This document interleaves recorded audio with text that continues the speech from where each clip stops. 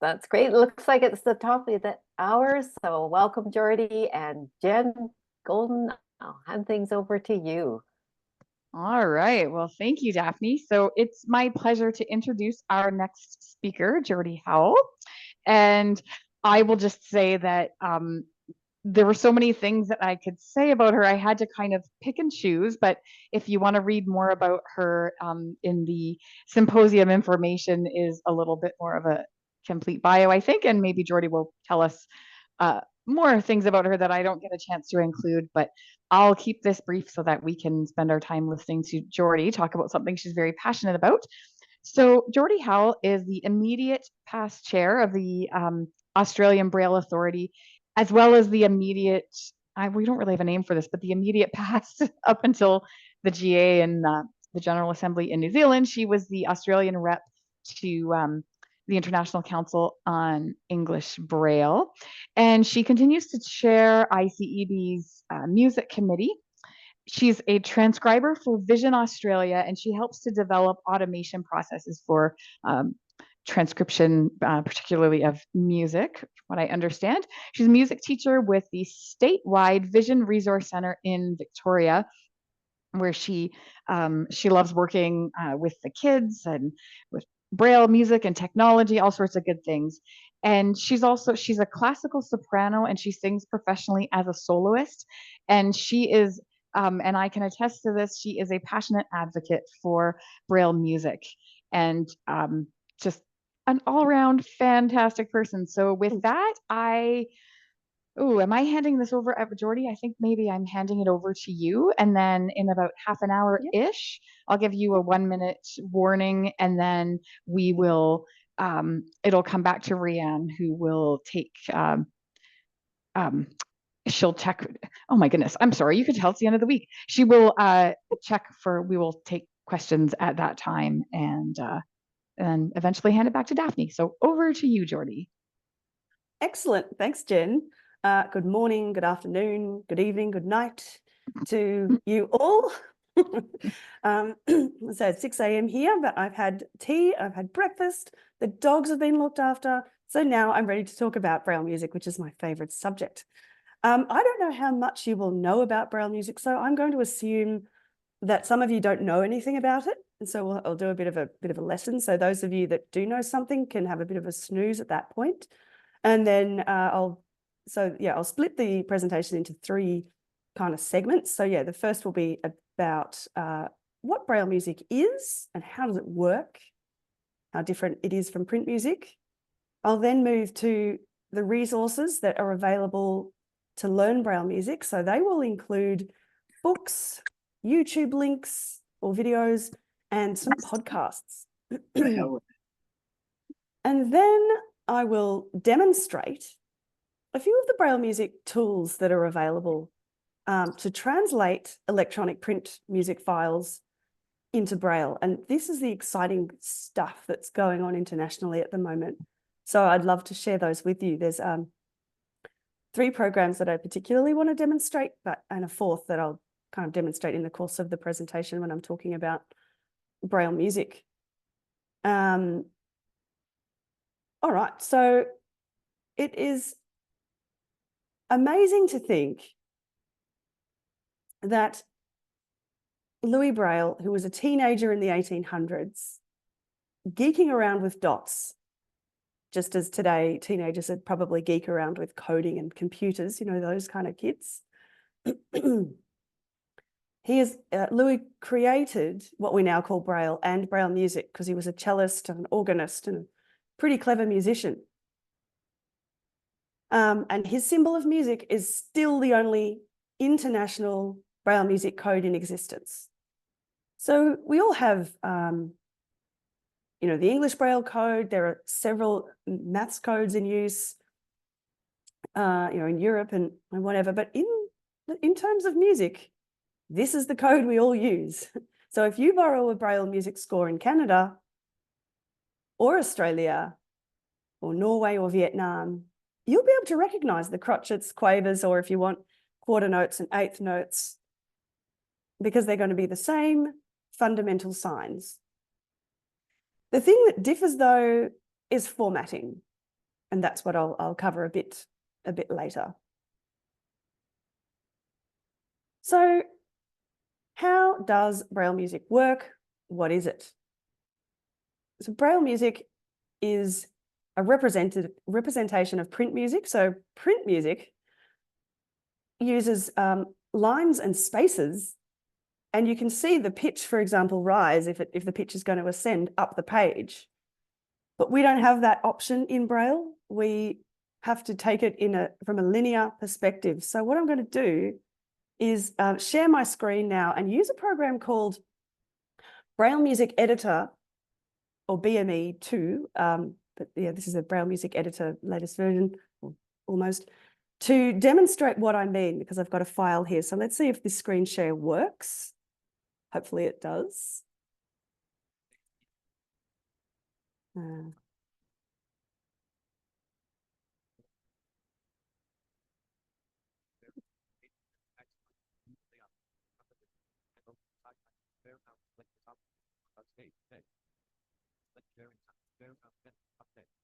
Oops.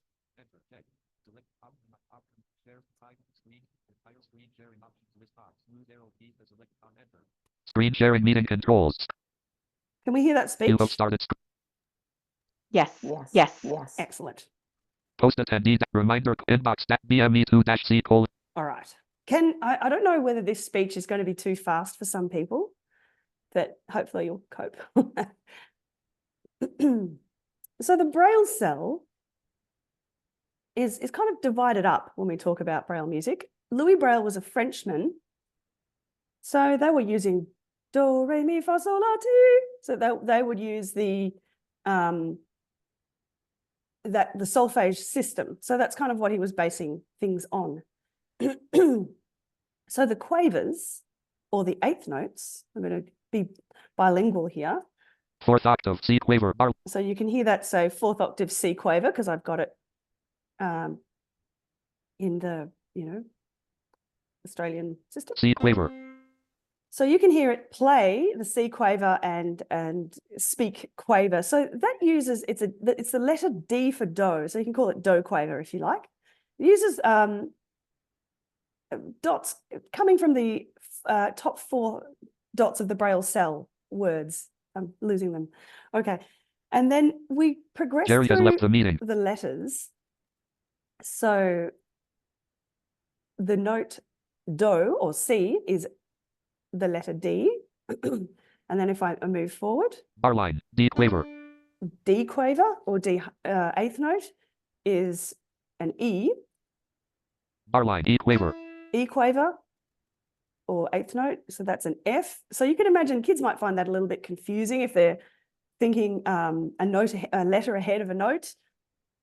But we hope that they feel an F under their fingers and automatically think, if they have good pitch to do that. It's kind of the aim, really. Bar F quaver. F quaver, or eighth note, that's a G, so I won't carry on with that. So that's quavers. And the pitch is changed by using the 4 dots of the Braille cell. Moving down to quarter notes or crotchets, though, so if we're changing rhythm, New line crotchets contain .6. New line. as you heard Jules say, the crotchets contain .6. Fourth octave C crotchet bar line. So if I press right arrow here in this Braille Music 2 editor file I've created, C crotchet. so C crotchet or C quarter note contains .6. So it's C quaver, or D, the letter D, with .6 added. So if you're a Braille user, it's kind of like a TH contraction. But again, we try and, certainly with kids, I try and teach them that TH sign means C, if they have good pitch. You've been working with a lot of blind kids. A lot of them do. Some of them don't, and we don't want to discriminate. So we have other methods of teaching, but Bar line D crotchet. and D crotchet or quarter note is a WH sign. So it's the letter E with .6 added. Moving to half notes or minims now. New line minims contain .3. New line. Instead of the .6, we Sandra has left the meeting.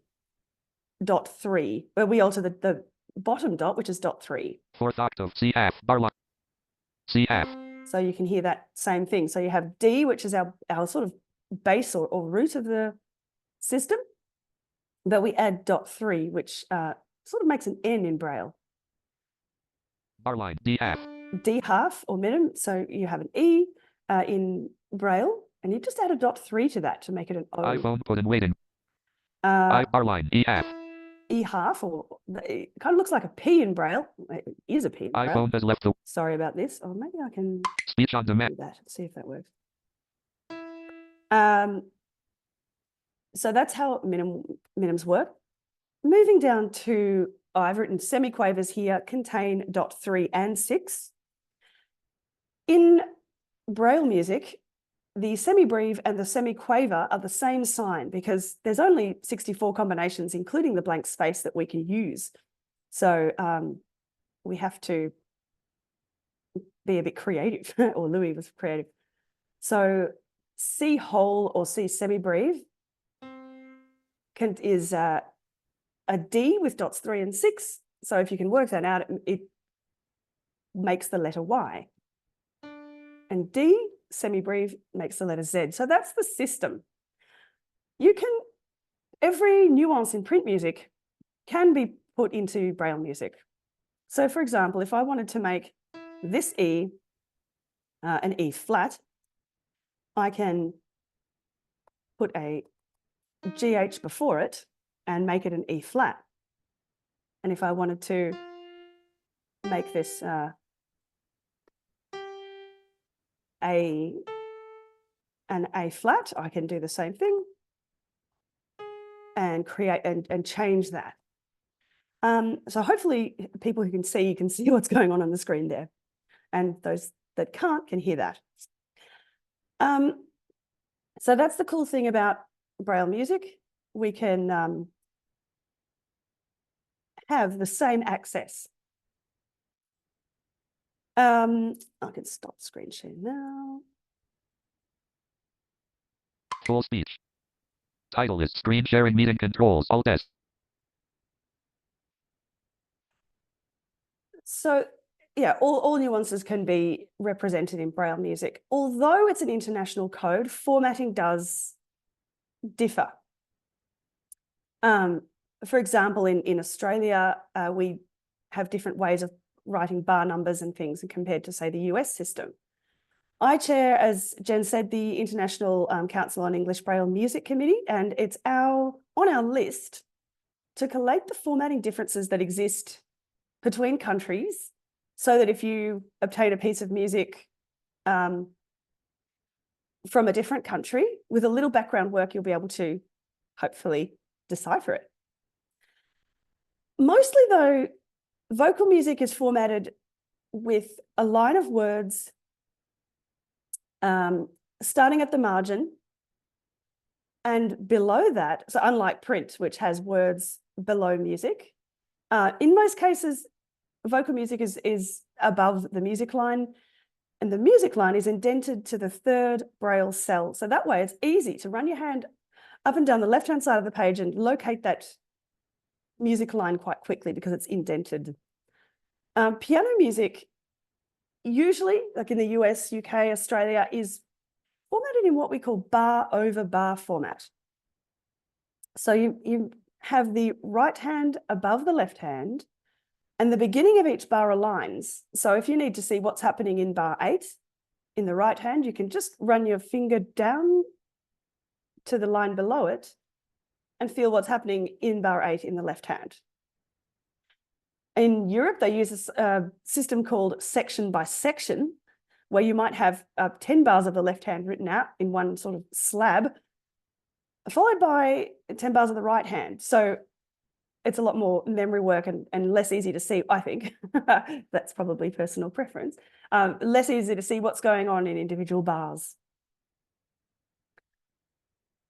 So you can also have music for single line instruments where bar numbers might appear at the beginning of each line, and then you can read what happens along that line. So it's easy to find a bar number, just find the beginning of the line.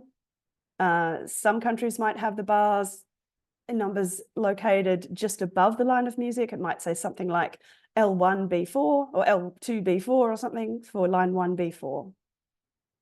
So you've just got to learn a bit about what the formatting differences are.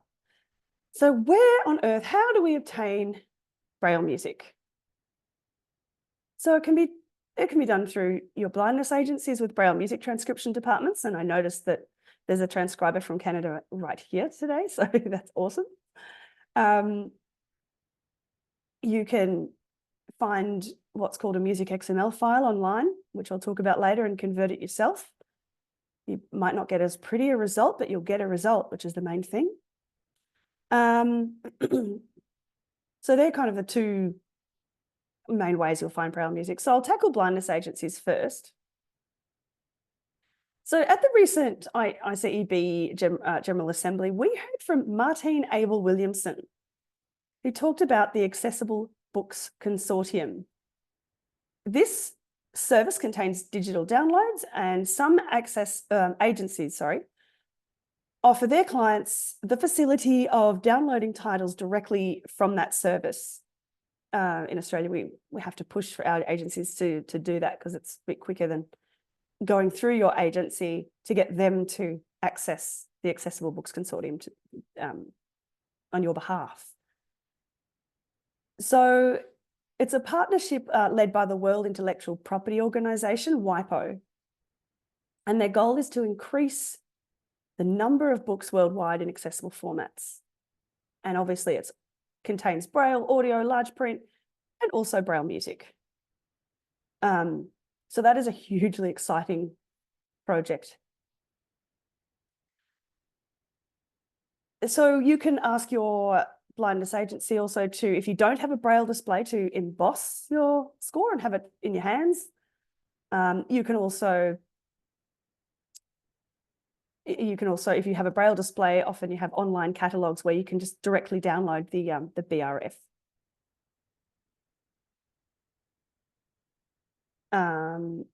And if there's a score from another library, you might be able to have, access interlibrary loans. So that sort of covers agencies. The DAISY Music Braille Project created some software tools to interact with Music XML, and these tools are for both blindness agencies and end users, and their goal is to ensure that more music Braille scores are available more easily to more musicians worldwide. And this project is a cross-sector collaboration to identify, prioritise and deliver improvements to secure the future of music Braille production and use. So they have improved file conversion tools, file format standards, and opportunities for international file sharing. That's a bit I'm excited about. So the first phase was back in 2017, where the Norwegian Library for Talking Books, NLB, Braille and Talking Books, asked for interested parties to join a collaboration to find a solution, as they recognise that we need to achieve more with Braille music than we are doing individually, because there's a lack of transcribers internationally, really. And now we have around 150 participants worldwide involved in some way in that project. And so you can have a look, if you look up DAISY Music Braille Project, you'll be able to read more about that. But basically, they've created tools so that if you have a conductor that you need a score from, they can research engraving guidelines so that they know how to create that XML file for you. We're working with publishers so that the files are born accessible, and they're having some success with some music publishers. And we're also working on teaching and learning materials. So any materials out there where we're trying to increase or sort of correct any errors, or increase the availability of learning and teaching manuals to promote Braille music and born accessible work. So I thought I would demonstrate a few of those tools a little bit later. But firstly, I thought I should talk before I get into the fun demo stuff. That's probably the stuff I should be interrupted with when we finish. But I'll talk about some books that are available and podcasts and YouTube links. And this is what I have, what will be emailed out to you at some point, just in a little Word document, so you can have a bit of a Google. So the first one I've referenced is an introduction to Braille music for the blind student. This is a course in music and Braille music reading. So, you know, if you want to brush up your music theory as well as just learn a technical code, that one's probably a good choice. And that's by Richard Tisch and published by Dancing Dots for the Goodfeel program.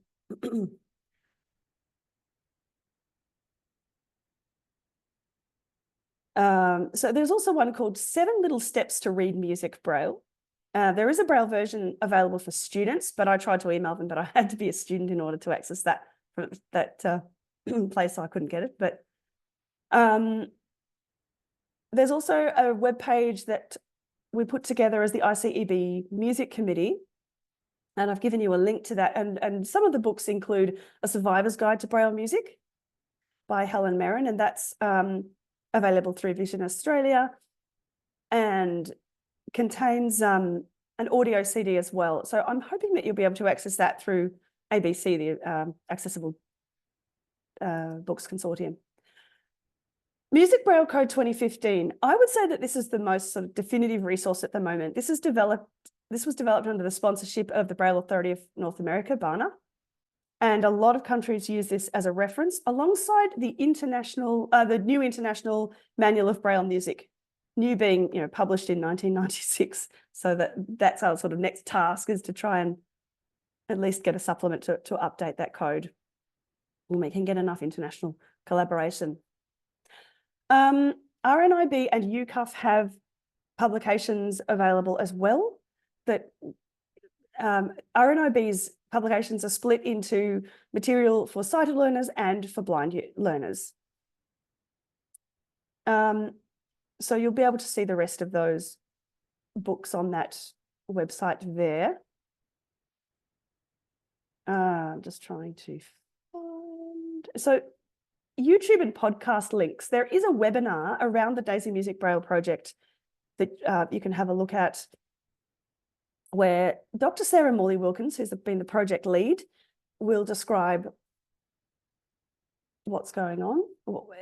And there's also, in terms of learning Braille music, Kate Risden from the UK introduces the Braille music method for reading and writing music, and that was produced by Classic FM in the UK. So it's quite a cool YouTube link if you want a bit more information than what I gave you today.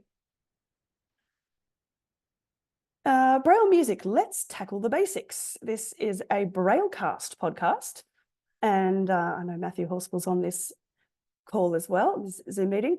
That is another excellent podcast where you can hear more about Braille music. The UCAF Braille Music podcast is a journey through Braille music. I highly recommend that one as well. All right. Now for a bit of fun so that I get to play with some technology now, and hopefully this works all right. I'd like to demonstrate 3 tools that I use personally. The DAISY Music Braille Project worked on access to or converting XML, which is an extension markup language where it's print music and elements captured in a text format, so we can exchange music internationally online. And so these programs use that format. So you can just download an XML file, provided it's been formatted correctly, and then import it into these programs so that you can have instant access. So the 3 programs I'll demonstrate are Musescore, which is having some Braille, live input and output, and SMB, the Vietnamese Sao Mai Braille translation software, where you can literally open a file and insert a Braille music, print Braille music score into it, press Control T, and you have Braille music under your fingers. There is also Make Braille, which agencies can access. I won't demonstrate this so much, but conceptually, Make Braille was sort of the first tool that the DAISY Music Braille Project tackled, where you can use a program called Capella Scan, for the sighted user, that is, to scan a print music file, and also you can edit that file so that then it can be produced into Braille. The user then accesses a website and selects your country formatting specifications. So I would choose Australian formatting, for example, and select the parts I want to Braille, because you can make sure if you don't want a whole score, because if you're, for example, requesting music from an agency and you're wanting the Brahms Requiem, but you're only singing the soprano part, it's a bit of a waste to have the whole thing brailled when it's not efficient to use that in rehearsals. And likewise with translation tools, you can just have one part brailled, because you can just uncheck the other parts. So you can, and then what happens with Make Braille is that it will email you the file in BRF format, all lovely, beautifully converted. There's still a bit of work to do with these translation packages, but we're getting there. You will get a decent score, provided you know what to do. So I'll share my screen again here.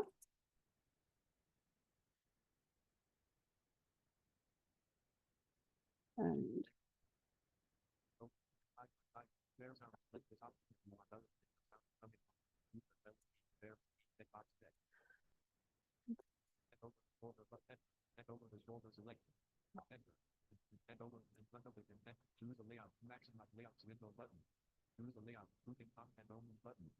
sorry.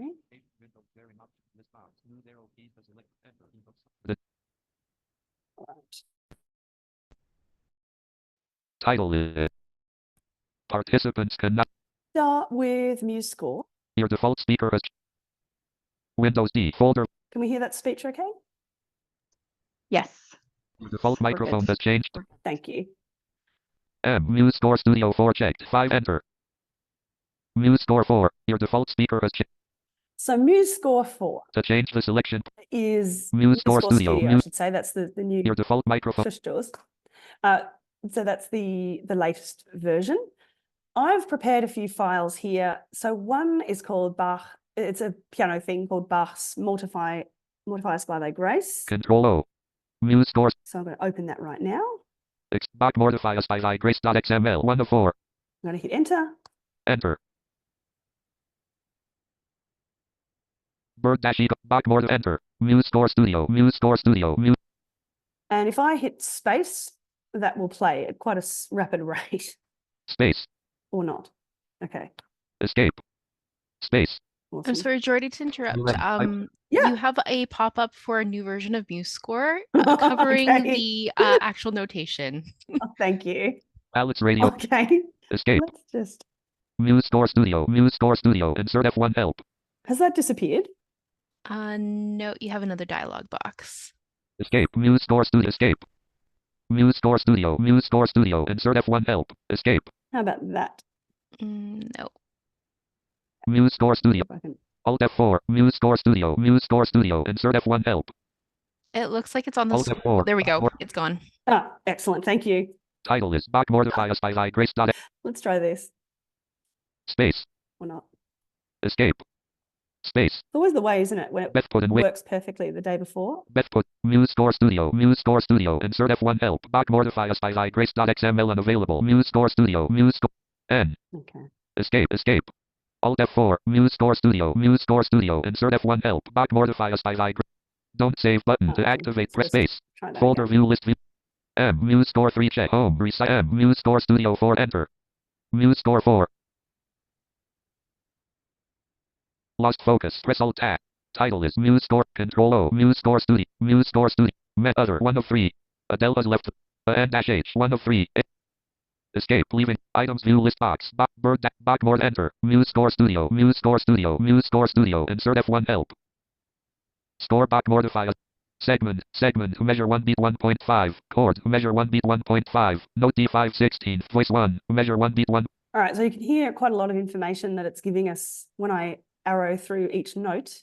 Segment. Measure 1 beat 1.75. Chord. Measure 1 beat 1.75. Note E flat 516. Voice 1. Measure 1 beat 1.75. Segment. Measure 1 beat 2. I can press space and it will just play the whole thing. Space.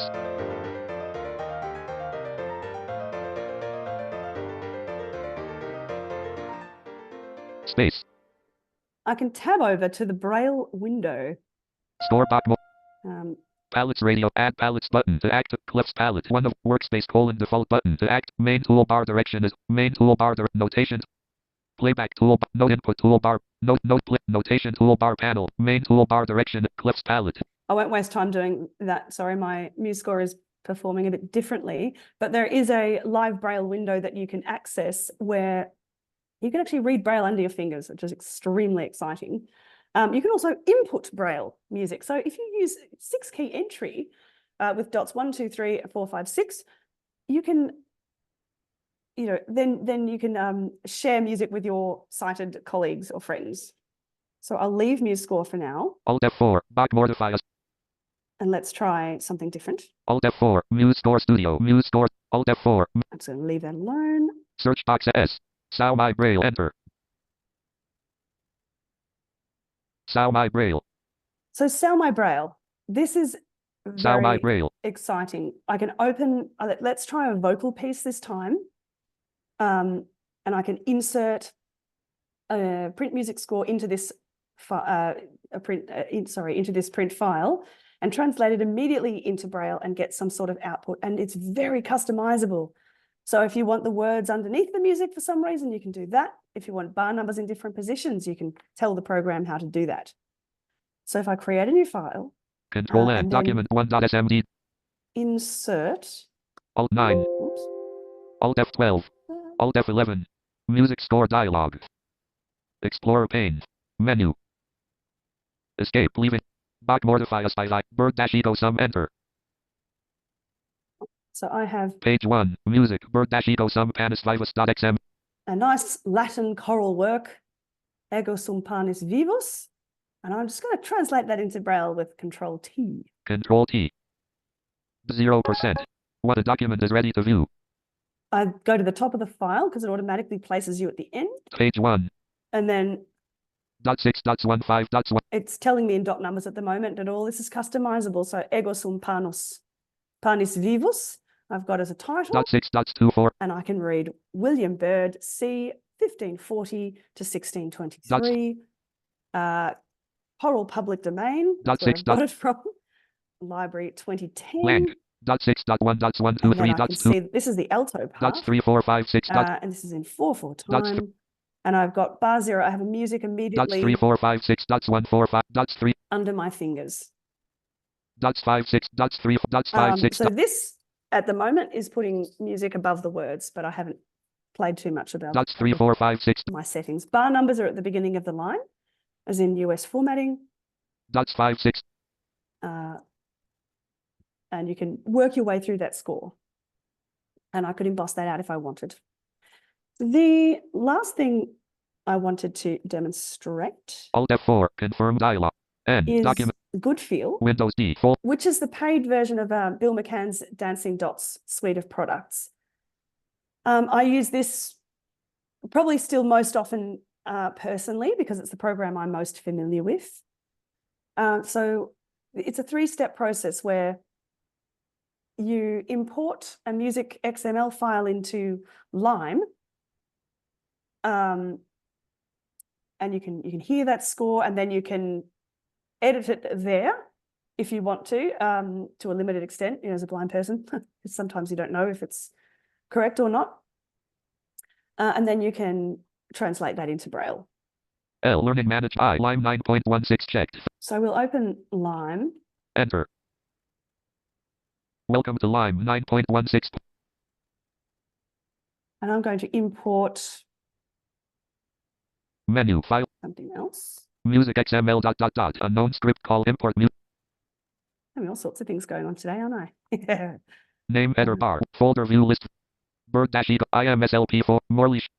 Back mortify us by like. Might just stick to piano music because I think it's probably the format that's most well known, I would say. Multiple document interface client window. Lime.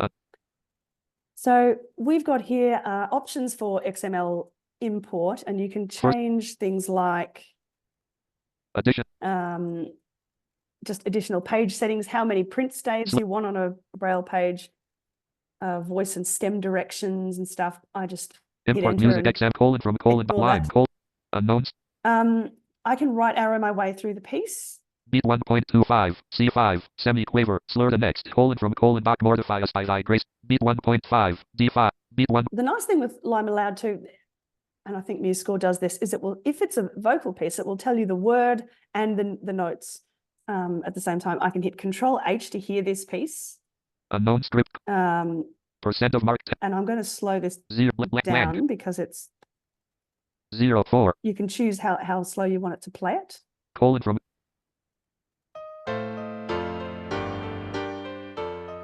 Unknown script. That way, if you're learning a piece, you can say, okay, yep, I can hear that chord. And then I can just convert this. I can just hit menu, file menu. Oh, I can save as imports, open temp, open dot can. Goodfeel. Unknown script call. From back mortify us. I can graphics save lime colon from colon back. Unknown script from back mortif bar 4 beat 1 G4. Title is lime. From back mortify piano dash 2 B flat 3 piano dash 1. Sorry. Menu, file menu, new dot leaving menus from back mortify us enter Goodfeel intermediate dialog tab. Right, so before it converts to Braille, it will tell you all the errors that it's found in that score. List box to move to error colon no title found using file name MSG colon. So it says no title found using file name, that's fine. Warning colon piano part page colon 1 near bar 4 colon incorrect amount of time MSG colon. So the scan or the file is not finding the right amount of beats to make up a bar in that bar. So it's telling me that so that when I look at the score, I'm not surprised. Error colon piano part page colon 1 near bar 6 colon conflicting or redundant expressions colon MSG colon 1039. So that's kind of an idea. There's some redundant expressions. I don't know what that is, but I can just convert it so that I can see it in a format that I can use. Fixed title, fixed part, Braille despite critical errors, checkbox not checked. So you say Braille despite critical errors. Yep. Space, check. Let's do that. Let's not worry about them. Print report. Process button. Process. Space, Goodfeel colon. And then enter, G. Got another error there. Help button, OK, but enter, Braille destination, Braille editor button. So you've got different places. You can emboss this straight away if you trust it. I wouldn't. But you can pop it into a Braille editor, which I think is the most sensible thing to do. Enter. From back mortify us by grace.gf. Here I have Braille straight away. By grace. Blank. Keyboard. Blank. Underline a semicolon 7 number and I apt can 4. read, this is in, so we've got a crotchet equals 120, 2 flats common time. A. Greater apostrophe, greater bar P. 1 right hand, piano. 5th octave D semiquaver, slurred to C, slur D, slur E. It's all there, staccato signs, everything included. C less greater quote J number that right hand for the first bar goes over 2 lines. J number. And then underline greater apostrophe. And then the left hand carries on. I've got pedal signs, I've got octave signs, dynamics, everything is there. So that is extremely exciting. Personally, I would work through this with a transcriber or something like that, or a reader, just to make sure that every element has been Just do whatever you included. Alt F4, Braille test. So I will stop the screen share Louise now. Johnson, line to move Braille. Document back mortify us screen share. Jordy, I'm just gonna give you a 2-minute warning at this point. We wanted to add a little bit of extra time so we could see all these fun tools at work. So excellent. Thank you. All right. So, well, I'm pretty much finished now. Just to say that I think we're in a very exciting time for Braille music. I think there is a lot to be said for this technology. I've been emailed a descant or something to sing it at midnight, you know, before a service, and my conductor's gone, oh, we're singing this in the morning. And I've gone, oh my goodness. And then I have to translate it. And then in the taxi the next morning on the way to the service, I'll be kind of frantically editing my document on my Braille Sense 6 so that you've got material in front of you. But I mean, for our students, having stuff transcribed manually is still really important, because particularly with things like graphical notation, psalm charts, non-Western music notation, you know, there is still a way to go, and there's still need for that manual intervention and, you know, transcriber notes and things like that. But yeah, I'm really interested in hearing your questions, and I apologize for the little technical things that went on, but I hope some of that was useful.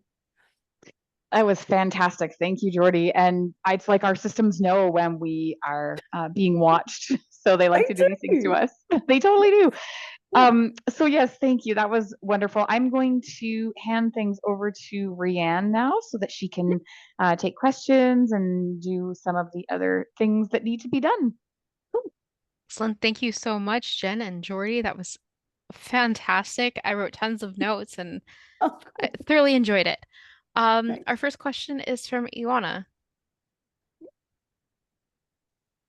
Hi, that was really fascinating. I was curious, do you have any, you didn't really mention the Braille Music Editor. Is it one of the tools in the kit that you're using? Because I know you used it first, but you just, and You're right. also, do you have a preference? Which one has the most flexibility in understanding more things? Like, I don't know, grace notes, and I'm a guitarist, so most things don't do well with right hand versus left hand fingering. And I don't know, do you have a preference in terms of which tool knows most? Yes. Braille conversion. Yeah, thank you for that question. So in terms of Braille Music Editor, I did forget to explain exactly what that is.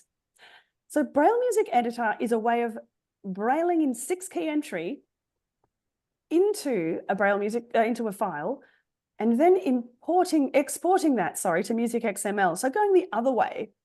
So that file I showed you at the beginning of the presentation was where you had, when I had the scales and stuff. I just brailled into that file. I had to tell the program at some stage I need to write text here above this line and put, you know, scales, or put whatever it was, quavers. And so that way for students at university or at school, you can do your harmony exercises or write whole orchestral scores of that, and then share them with your band leaders or friends and stuff. So, and it's a program based out of Italy. I know it personally, yeah. Oh, okay, right. I actually do, no worries. But yeah, excellent. Thank you. To your second question, I would suggest that SMB at the moment they're still working on this program, and it would be the program to go to, provided the XML file is engraved correctly, so that each note or each annotation, so a grace note or a, you know, a dynamic or a tenuto or a, you know, particular guitar sign is associated with a note, and it's done correctly rather than just kind of stretched across the screen, or I'm not sure exactly the terminology, but if it's engraved correctly, you'll get a nice output with SMB, and you'll be able to customize that output in the settings, and it's free. That's the thing. Oh, that's amazing. Yeah.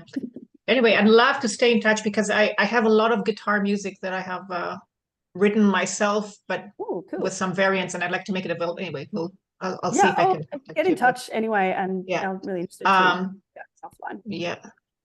Cool. Yeah, thank you so much. Pleasure.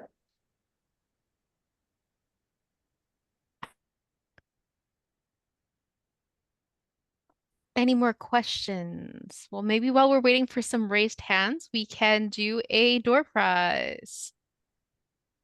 And drum roll, please. John Oberg, are you still here, John? Yes, I believe you are. Congratulations. You have won our door prize for a Canadian Assistive Technology gift card. So we'll be in touch with you and with them. And congratulations. And I see another hand. Adele, are you able to unmute?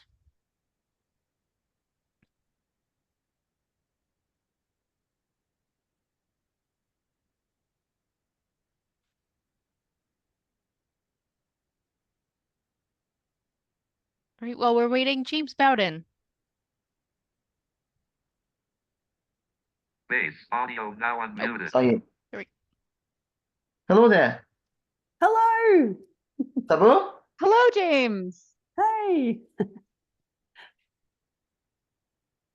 Ouais, Had left the meeting.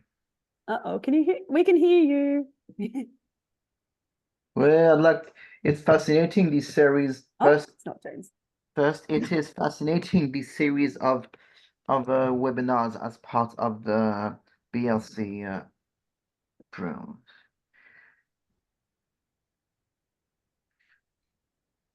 Thank you. We're glad you could be here Awesome. with us. I'm Great. Adele, and I'm being introduced to Music Braille, of course. I'd been introduced to Music Braille before discovering Dancing Dots Goodfeel, Great. and which somehow allows me to be open to the world of sighted. Sighted. I mean, preparing scores for the sighting people with adapted technology like Goodfeel. Yep. And Absolutely. now, and in fact, one of you is a classical singer. Mhm. And I'm searching for, and I'm wondering if you all would be available if you would be available to help me on Zoom for my Rossinian composition, for which I need Goodfeel and a singer that is with bel canto, and even to be to and even to how to say, and even to verify if I'm on the right track with analyzing classical repertoire for the piano I know, with or without score, and apply the Chopin philosophy. I'm sure. I'm sorry, Adele, do you have piano a specific question for our presenter? We do have a lot of questions yet. Oh, sorry. That's okay. Zoot. Excuse me, I made a mistake. That's Yeah. okay. I think perhaps if you have a look at, there's some email lists where you can find people who are, interested and have sort of time to have a, maybe take on students or help you analyze things. So I would recommend, there's a number of email lists, and I should have included those in my resource list. So there's things like the Music Educators Network for the Vision Impaired, MENVI. There's the Goodfeel Music email list. You might, Yes, I'm on the Goodfeel that's good. So perhaps you can, for which I sometimes have news and hope to be official counselor if Dancing Dots accept. Nice. There's also the accessible Musescore email list. There's a Braille Music chat email list. There's a lot out there. So maybe that's probably a good place to put your question to some of those email lists, I would suggest. Zoot. Okay. Wonderful. Thank you. Thank you. All right. We'll move on to James Bowden, please. Okay. Hello, everyone. I'm also in Australia, so it's very early for me as well. So apologies. Hello. Geordie, it's great to hear you. Thank you so much. I just wanted to say that Musescore, one of the things that Geordie did not say is Musescore is a mainstream, fully functioned music editing software. It can be used by sighted and blind people alike. It's fully accessible, works best currently with NVDA. The other thing I was going to say is there is also a resource published by UCAF, UK Association for Accessible Formats, which lists all these programs and gives a very brief but general how to use them kind of bullet pointy listy thing. So that might also be helpful. And Geordie also mentioned XML files. There are literally tens of thousands, if not hundreds of thousands of scores that you can download, as well as create yourself with Musescore. Thank you. Thank you, James, for clarifying about Musescore. Appreciate it. Thank you. And we have a question in the chat from Kim. In BME, is the note being played as you type? Yes, it can be. Yes. Which is very cool, because if the kid forgets an octave sign, they'll be prompted. You can turn those on or off as well. It's very customizable in that way, and you can tell it whether to speak the dot numbers or the note itself. That's wonderful. Thank you. Kenneth Silverman. Hold the audio now unmuted. Mute. Hi, Jordy. This is Ken Silverman in Maryland, USA. Hey. And it's a pleasure. I wanted to ask you, the software programs you're talking about, do they allow you to create different instruments and overlay them over each other to create like a whole orchestral piece? Absolutely. Yeah, I just demonstrated them at a fairly, just import a file and translate. I didn't do any editing. But yes, you can add as many instruments as you like. Goodfeel has, so does Musescore, has templates. So for example, if you had an orchestral score with different instruments, you can definitely do that. Okay, because I'm looking to sort of get back into music after many years of and I need to get, and there was a book you mentioned about music theory, like would that teach you about like learning what is a major key, what is a minor key, what is a staff, a bar? What was that one? That was Richard Teish's book. That will be included in the little reference list that I'll. Okay, great. I know it was on Dancing Dots, but yes, it's available. If you have a look on Dancing Dots, it would be available there. You can order it through there. I think it's in about 4 Braille volumes. You might not need them all either. Yeah, I got to do better than the elementary school orchestra. We were bad. Anyway, thank you. Most of them are. No worries. Pleasure. Wonderful. And we have time for one quick question from the chat. The BME Braille versus Musescore Braille input capabilities. Can you just compare and contrast them? So Musescore Braille input is very elementary at the moment. So it doesn't contain doesn't have the ability to recognize all nuances or signs yet. But watch this space. So yeah, BME 2 or Braille Music Editor 2021, I think is the latest version, but there might be a new one. Would be superior at this stage. Thank you. And I'd like to hand it back to Daphne. Thank you so much, Jordy, and thank you everyone. This was so great. Oh, good. Daphne, back to you. Yeah.